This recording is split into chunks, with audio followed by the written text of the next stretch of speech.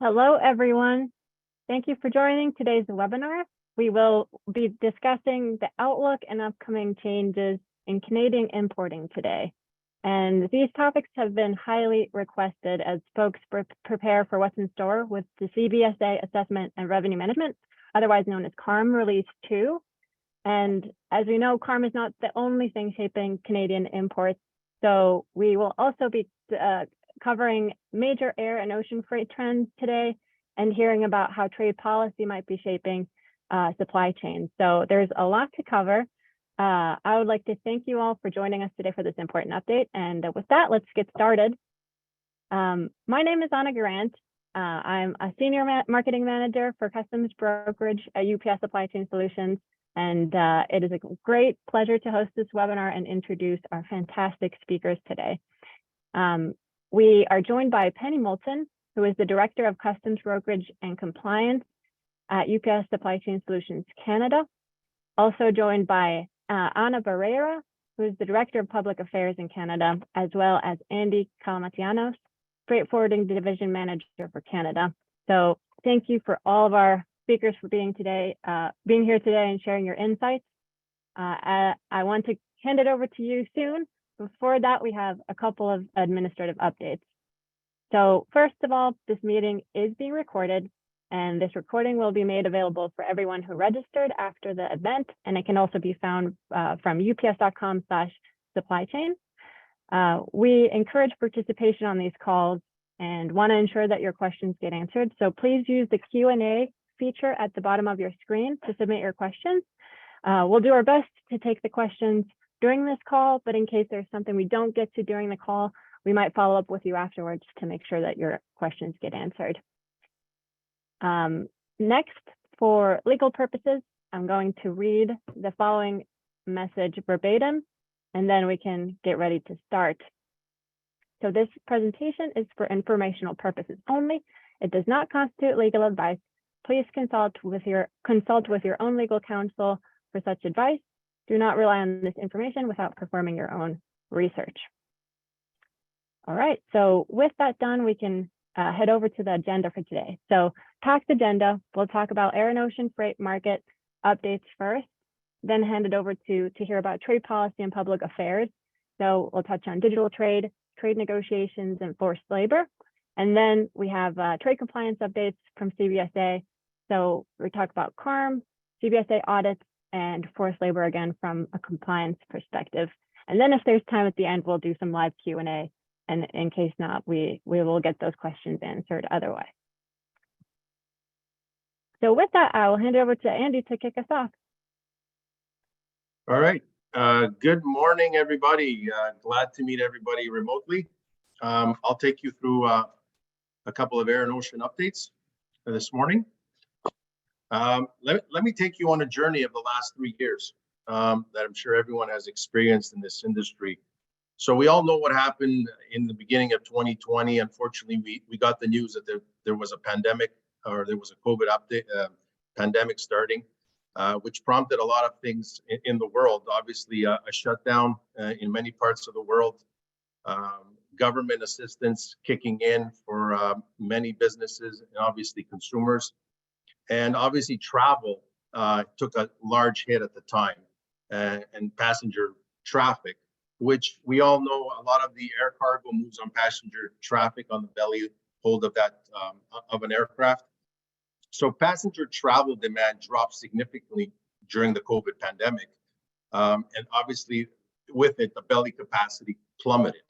Obviously, as we went through the pandemic, and demand grew as more people worked from home and consumers were flush with money from government assistance, the demand grew for goods and services.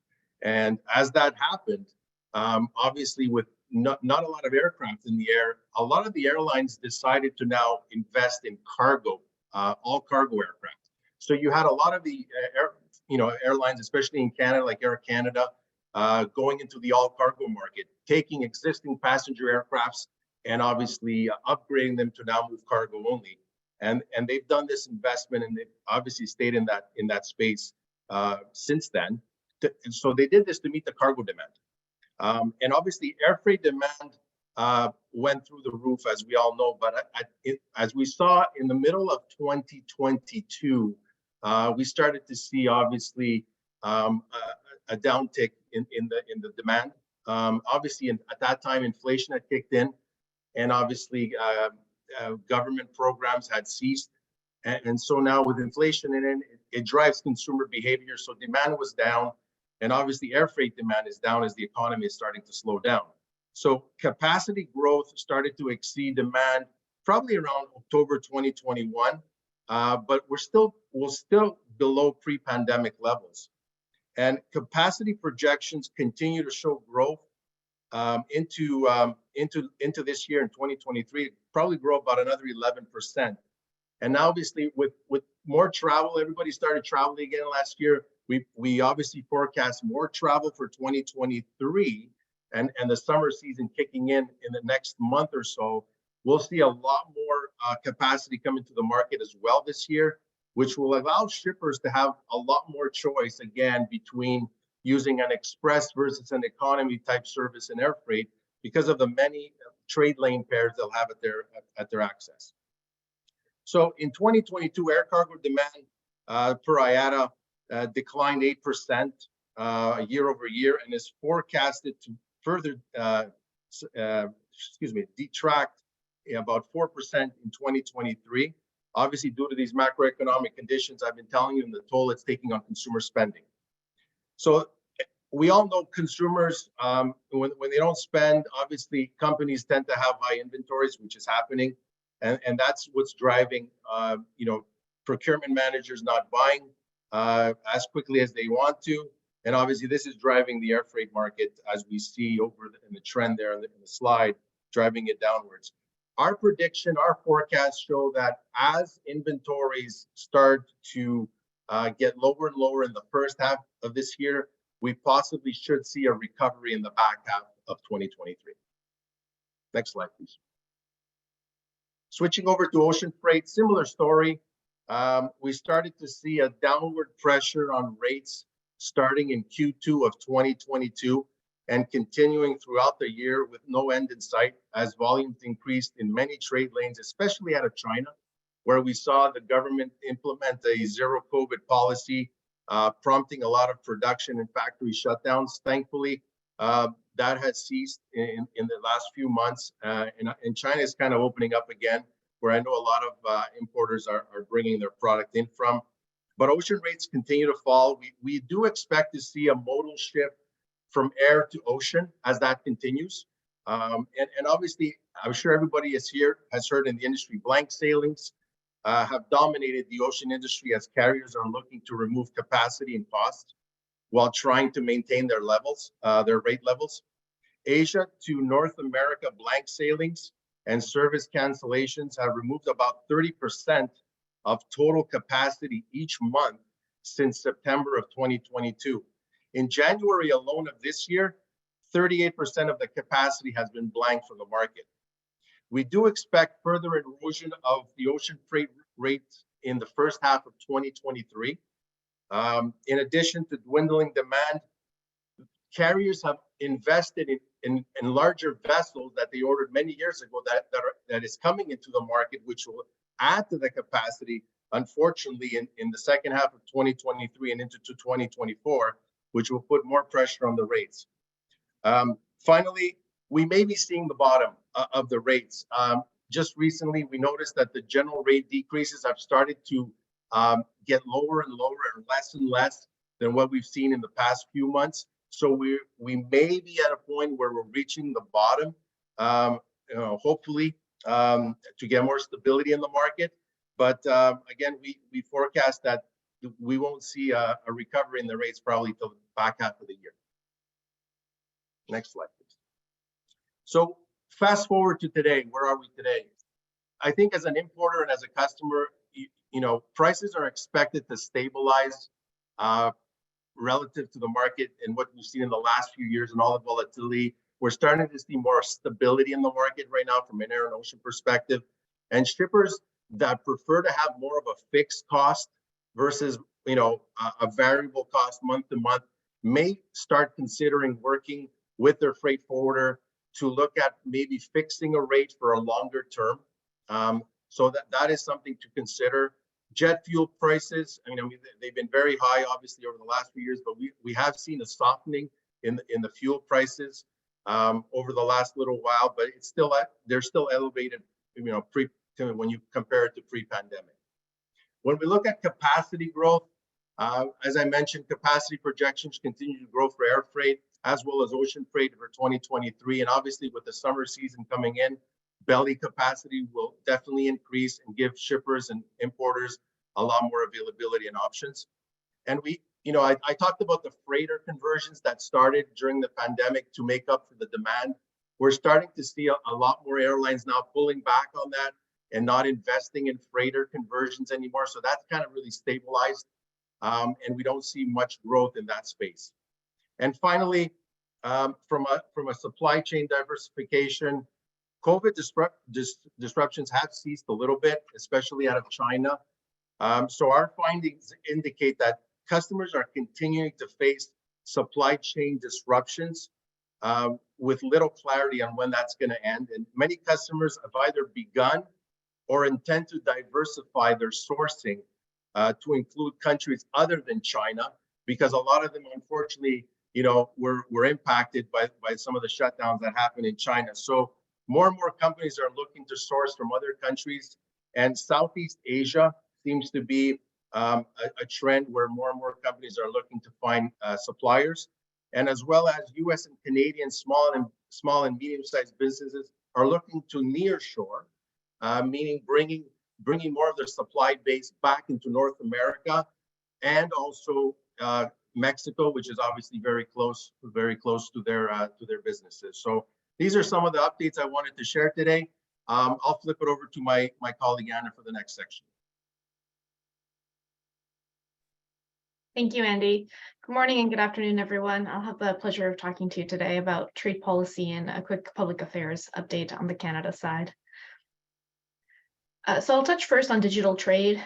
Even before the pandemic, digital trade was beginning to become a popular thing within the Canadian government. Now, with the growth of this method of engagement because of the pandemic, the Canadian government has begun to work on a digital trade agreement. There are a few agreements that already have digital trade chapters, including the Canada, United States, and Mexico agreement that was recently negotiated 6 years ago, as well as the Comprehensive and Progressive Agreement for Trans-Pacific Partnership. However, these chapters tend to be very narrow in focus. They tend to only focus on digital product, such as computer programs or sound recordings or anything else that can be digitally encoded. There's really no other focus within those chapters.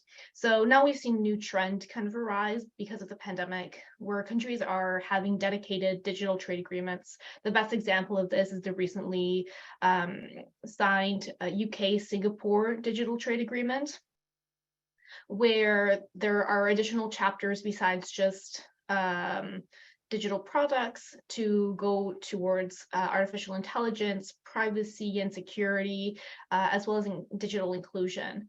And Canada has already requested to join a very interesting group called the Digital Economic Partnership Agreement that it has Chile, New Zealand, and Singapore, and will have a very specific focus on how to have a digital trade agreement with these three nations. The government late last year also launched a consultation on what a proper model for a Canadian digital trade agreement should look like. And this had three main objectives: ensuring the facilitation of commercial activity for Canadian small and medium businesses, addressing the potential market access impediments within government, as well as building consumer trust and confidence within the digital trade world. Next slide, please. Thank you. Separate from digital trade agreements are still going on, and the Canadian government continues to go into trade negotiations with multiple countries. Of note is the Pacific Alliance, the ASEAN countries, China, although this is on the back burner for the time being, Japan, the Caribbean nations, and then with the UK post-Brexit, since there now needs to be two different agreements, one for Europe and one for the UK. I will note here that CUSMA, because it has been 6 years since its entry into force, has a specific requirement within the agreement, formalizing the request, asking for a formal review of the agreement every 6 years. So next year will be the first official review of the agreement, and the purpose of this is to make sure that the agreement stays fresh, that we are touching on the different points that the world has changed, such as digital trade. I will also note that President Biden will be coming into Canada at the end of this week. He's coming tomorrow and will stay until Friday. And we have heard from different sources that border management will be on the agenda for the discussion this week. Next slide, please. And finally, I'll just touch quickly on forced labor. I know Penny will go deeper into Bill S211, but just the politics surrounding this bill, as well as the political pressures to have something on child and forced labor. This is coming out of the growing global concerns due to human rights abuses for the Uyghur population in China's Xinjiang region. Additionally, the CUSMA already contains commitments to ensure that national laws are prohibiting the imports of goods that are made from child and forced labors. So the Canadian government has really had a lot of political pressure to ensure that they are putting forward bills that are tackling these issues within the supply chain.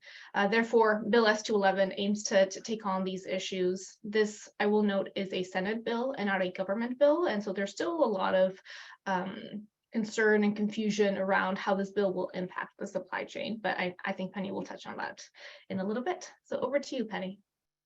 Great, thanks, Anna. Good morning, everyone. I'm going to talk a little bit about CARM, CBSA audits, and forced labor.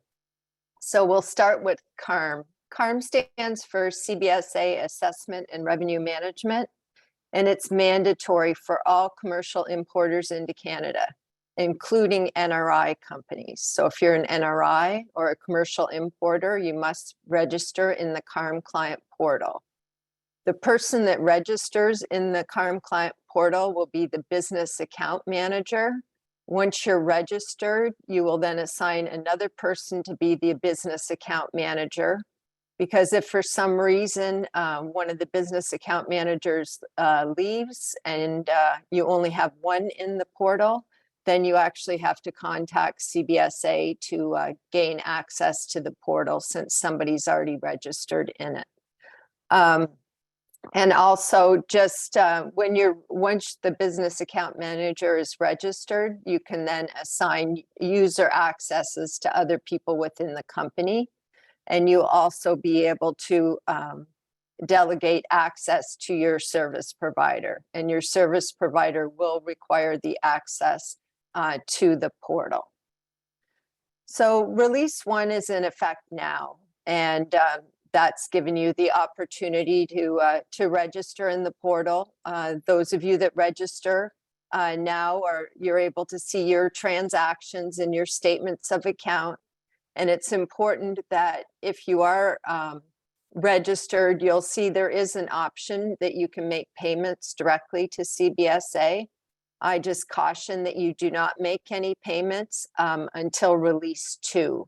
So at release 2, which is in effect in October 2023, that is when you'll be able to make the payments directly to CBSA. UPS SCS is involved in simulation testing with CBSA right now. So we're testing what's called CADs, commercial accounting documents, to ensure that the files will be processed the way that we anticipate they should be once release 2 goes into effect. We are using an internal system for our IT, so therefore we're able to make those changes and updates according to the CBSA requirements. So just talking a little bit about the release prior to payment program. So today, most of you, your brokers, are using their broker bond to pay to be able to allow you to have what's called release prior to payment. So essentially that means that the shipments will be coming into Canada and be delivered to where they need to go before the duties and taxes is paid, with the assumption that the duties and taxes will be paid at the end of the month, either by your customs broker or by yourself, depending on how you're set up. So for CARM, you'll need to get your own financial security, which I'll talk a little bit further detail in the presentation. But once Release 2 is in effect, you'll no longer be able to use your customs broker bond or their release prior to payment privileges. So you'll be able to set up your own financial securities.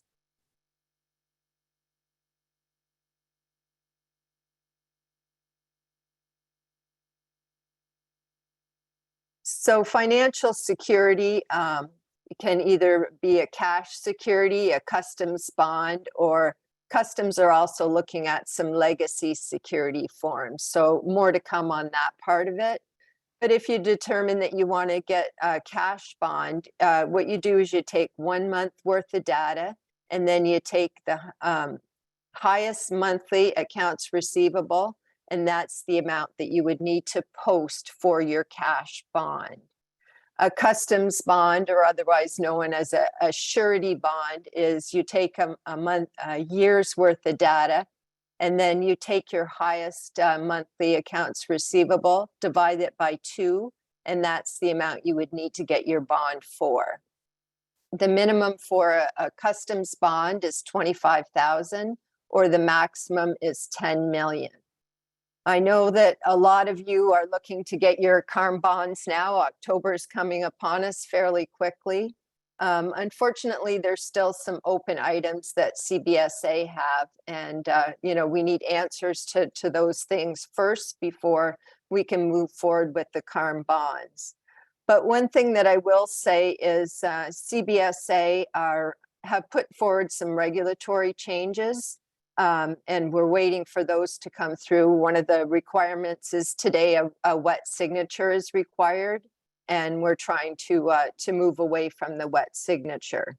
One thing that I can tell you is that CBSA, if you're registered in the CARM Client Portal and have delegated access to your customs broker, they're looking at giving 180 days for you as an importer to obtain financial security when Release 2 goes live. So what does that really mean? That means that goods will be able to flow into Canada, released prior to payment, without, they will be unsecured. So meaning that there won't be a customs bond in place. But again, you need to be registered, and you need to have delegated access to your service provider. The 180 days is part of the regulatory changes, as I was saying. So not 100% that will go through, but that's what customs are looking at right now. So just some changes that I alluded to earlier. So today it's, if we are releasing the goods, it's done on what's called a B3. Any corrections or adjustments are completed on a B2 correction. Moving forward, everything will be electronic, and we will complete the CAD in our system and transmit it to customs. You as having access to CARM, you'll be able to go in and see the commercial accounting documents, but there won't be any commercial invoices or anything like that. But it is not a means of record keeping. So you can go in and, like I said, see the CADs. If you need to print them off, you'll be able to do that. But again, that won't be until Release 2. So as I was saying earlier, most of the corrections today, or all the corrections today, are submitted paper to CBSA, and under CARM they will be done electronically. And then corrections submitted before the statement of account will be considered interest-free, and then adjustments which are corrections after the statement of account, they could potentially have interest. But I'll talk further about that in the presentation. So this is a very busy slide. I just want to start out by saying it's using a 2019 calendar for those of you that want to look at the dates. But really, I just wanted to give an overview of a billing scenario under CARM. So all goods are released from, in this example, the September 18th to October 17th. The payment is then due 10 weekdays later.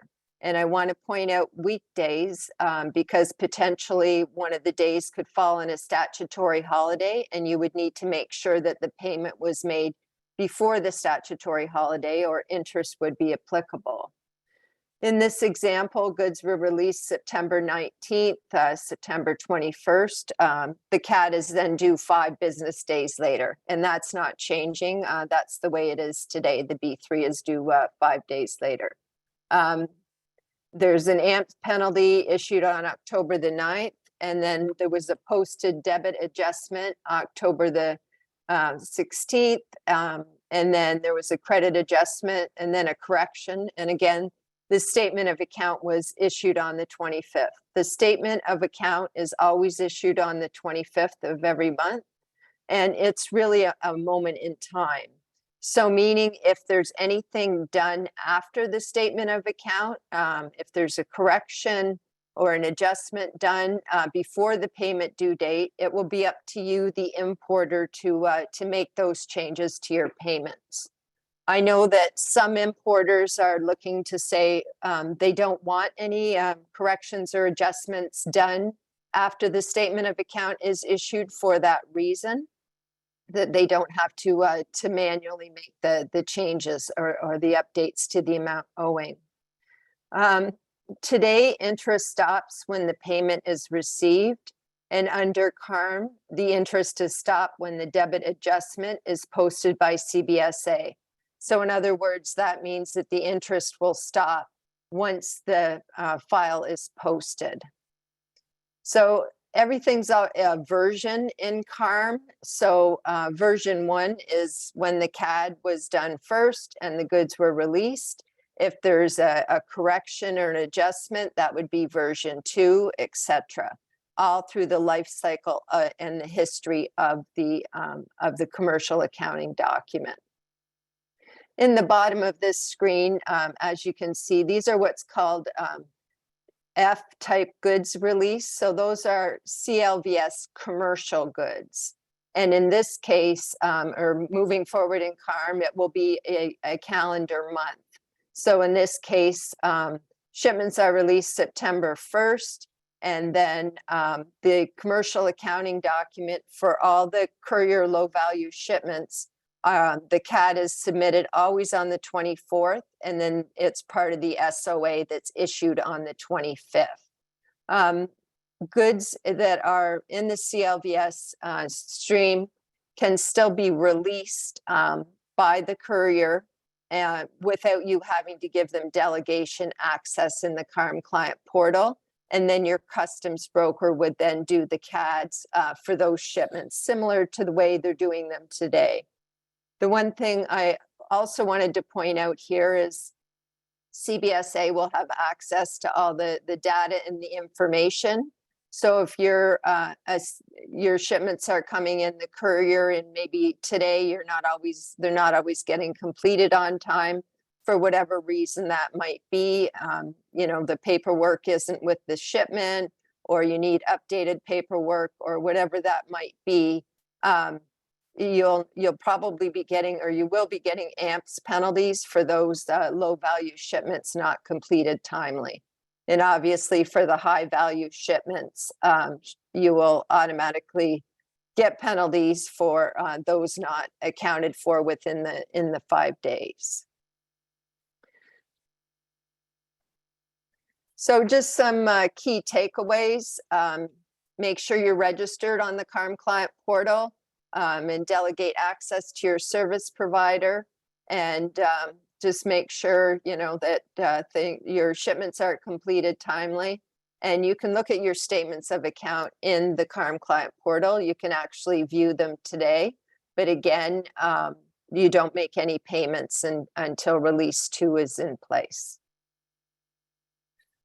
All right, now I'm going to talk about customs audits.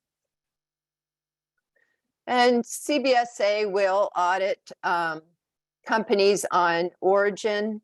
So just making sure that you're accurate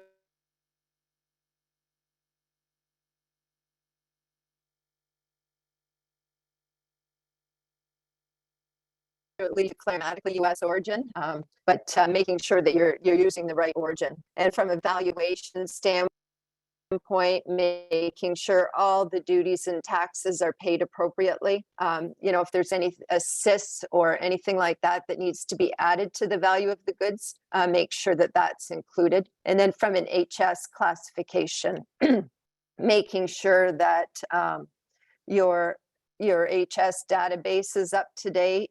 What is your process for adding new goods? So, you know, you're dealing with your customs broker and you have new goods. Do you have a method to be able to make sure your HS classification are up to date?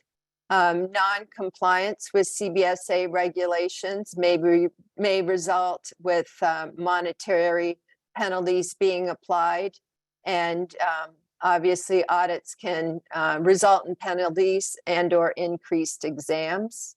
But for audits, you want to be confident that you're being proactive, ensuring predictability and being able to mitigate risk. The last thing you want is unintended consequences of non-compliance. Willful blindness is not an excuse. So making sure you're ready before the customs audit. So what does customs audit? We talked about that, but what are the types of audit CBSA have? So they have what they call random verifications. You'll actually get a notification from CBSA for an audit. And once received, you can't correct any files, even if you find mistakes. But CBSA will provide a list of samples that they will require within specific timeframes, including customs transactions, commercial invoices, permits, etc. And it's important to note that right now, anything to do with audits or penalties or anything like that, they're sent by mail to you. So those of you that are still continuing to work at home, it's important to make sure you have somebody at your location, making sure they're checking mail, anything from CBSA, making sure that you're getting a copy of it, because anything sent from CBSA is time sensitive. The other thing is the verification priorities. So those are target-based priorities. And that means that CBSA focus on certain commodities and goods, and they will check and see if you're importing any of those goods and then ask for further details on those. And again, if they find incorrect transactions, you have 90 days to correct. And for dutiable transactions, they can go back 4 years. And for non-dutiable, they can go back 2 years. You can find the verification priorities on the CBSA website. So I wanted to talk a little bit about some verification tools that CBSA have put in place. There's the trade advisory notice, which is actually a nudge. So again, it will come to you in the mail, but they're looking at a potential non-compliance and asking further questions. It doesn't necessarily mean that anything's wrong, but they're asking further questions.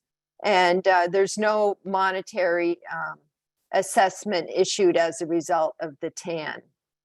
And then there is the compliance validation letter, and that addresses instances of suspected non-compliance.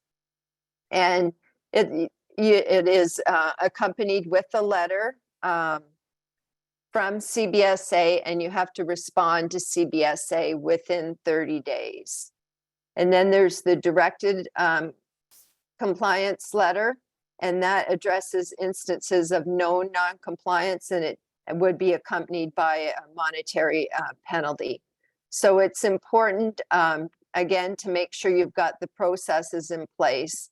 But what these types of audits are trying to do is focus on early correction of errors. So if there is a correction that needs to be done, it's generally, only a couple of files rather than going back the 4 years where potentially, you've been importing something for 4 years duty-free, and then you find out that there's duty on it.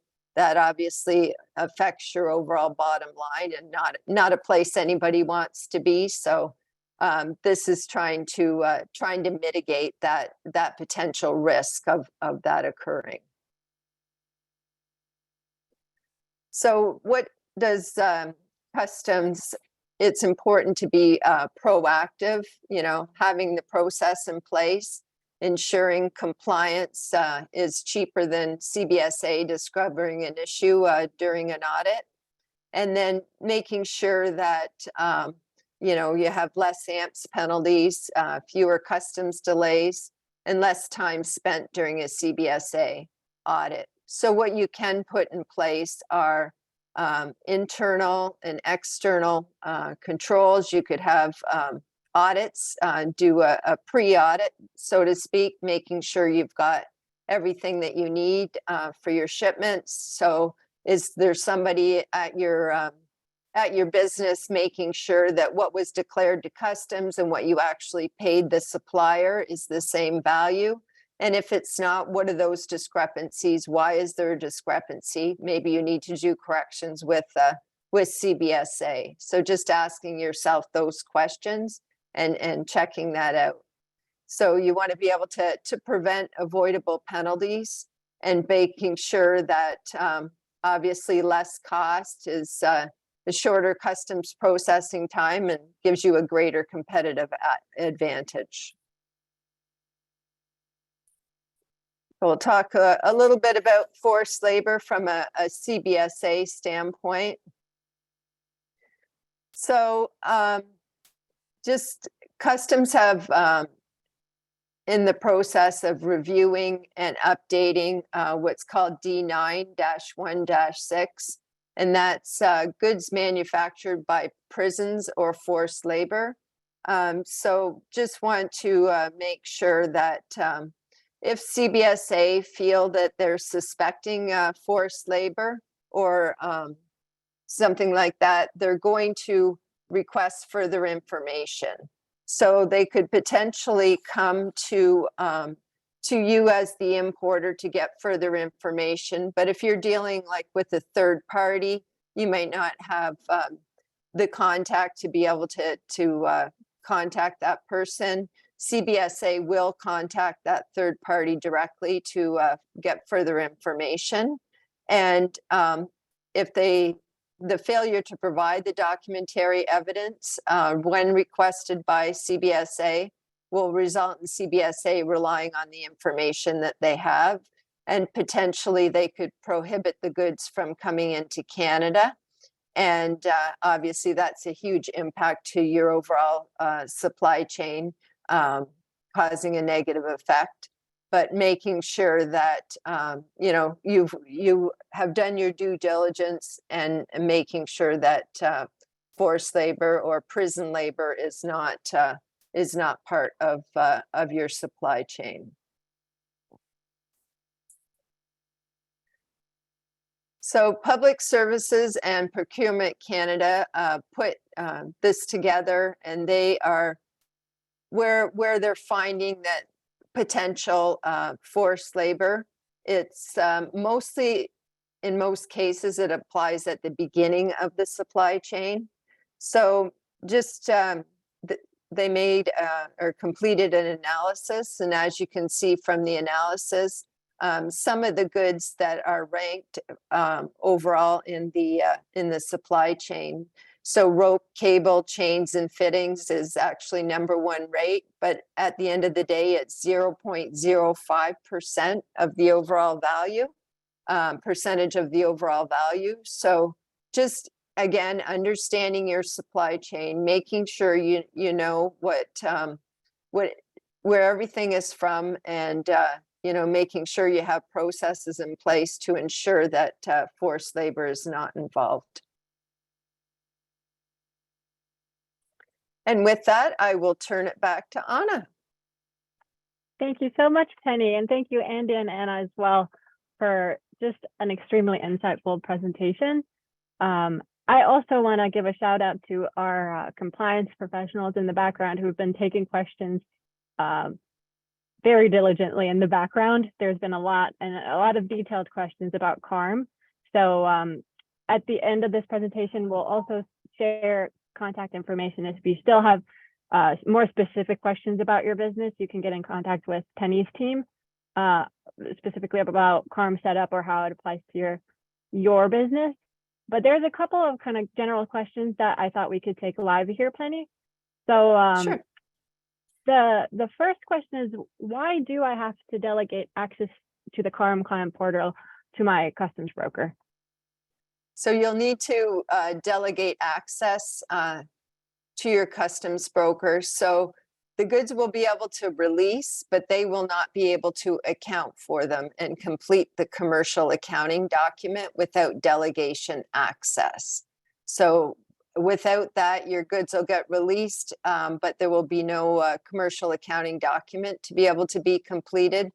Therefore, you will get late penalties and overdue penalties, and as well as AMPS penalties. Right. So want to avoid any kind of penalties, better take it seriously. We also had a few questions, and you did cover who this applies to, but a lot of specific questions about who exactly does CARM apply to, including if I'm a US based importer to Canada, what if I'm importing from Canada to the US? So I was wondering if you can kind of clarify who does CARM apply to and who has to register for the portal. Sure. So if you are a commercial importer into Canada, meaning goods today you're importing into Canada using your business number, probably using a customs broker, and you will need to register in the CARM Client Portal and delegate access. If you are, for example, located in the United States, but you're shipping into Canada as a non-resident importer, you are also registered with Canada Customs. You will need to register in the CARM Client Portal and delegate access. For example, a company located in the US is shipping to Canada, but they are not the importer of record. It's the commercial company in Canada, for example, that it's the commercial company in Canada that would need to register in the CARM Client Portal and delegate access. Awesome. That really clarified. I also received a question about when importers will be able to register for the CARM Client Portal. And I think you touched on this too, but when can they do that? You can register now and be able to register, delegate access, become familiar with the portal. So if you register now, you can actually see your statements of account in there, and you may actually have some credits that potentially you can take into account and get a check from CBSA. So any importer, for example, that's got some corrections submitted to customs, if it's to claim CUSMA duty back or anything like that, what customs are doing now is they're putting that credit on your account. So you'll be able to register in the portal and see if you have any credits, and then you can request a check or a credit from CBSA and take that into account. So it's important to do that checking, like I said, becoming familiar with the portal. Great. And someone is asking for the link to register to CARM. So we'll make sure we drop down that in the chat before we close out. If we go to the next slide, maybe Penny, you can talk a little bit about the information resources that are available and how to get in contact with your team if there's more questions. Sure. So if you have any CARM related questions, you can go to carminfo@ups.com, and that will connect you to my team, and they can answer your CARM questions as well as help you register for CARM, and anything CARM related, they can help you through that. Also, if you've got any audit related questions or HS classification questions, you can reach out to tmscanada@ups.com, and we'll be able to provide you the support that you're looking for to be proactive in an audit situation. Fantastic. And thank you, Kathleen. She dropped the CARM link directly in the chat. And so I'll give a couple of minutes for people to write down this contact information. Also, as we close out this presentation, there's going to be a feedback form that allows you to submit your information if you want a UPS account representative to reach out to you regarding, CARM, customs brokerage, air and ocean freight, or anything you heard today. So I see there's questions still popping up, and I'm letting our subject matter experts type the answers in the back end. I don't know if there's anything else we want to take live here. So with that, I'd like to thank you all again for joining us today. And again, please, if you have any questions, get in contact with us. I hope that you got a lot of your questions answered over in the Q&A. But your feedback is very important to us, and we also want to make sure that we serve you. So thank you. Have a wonderful day, and we hope to see you in a future webinar. Thank you.